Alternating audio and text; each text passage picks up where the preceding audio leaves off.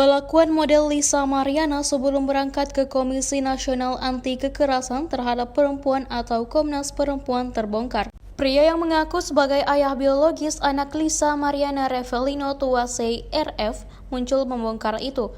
Untuk pertama kalinya pengusaha tersebut muncul di hadapan publik. Ia pun langsung memberikan sindiran sekaligus pesan menohok untuk model Lisa Mariana. Dikutip dari tayangan YouTube, Revelino mengaku mendapatkan informasi jika Lisa Mariana mendatangi tempat hiburan malam sebelum ke Komnas Perempuan. Wanita yang mengaku sebagai selingkuhan Ridwan Kamil itu ketahuan dugem malamnya. Revelino pun menyarankan Lisa Mariana mendatangi psikolog. Dalam kesempatan itu, Revelino juga membongkar kronologi perkenalannya dengan Lisa Mariana hingga keduanya menjalin hubungan asmara. Pertemuan keduanya di awal 2021, Lisa datang ke kafe miliknya dan mengajak kenalan. Berlanjut ke hubungan pacaran hingga 4 bulan, bahkan saat Lisa Mariana mengaku mengandung darah dagingnya, Revelino pun langsung bertanggung jawab.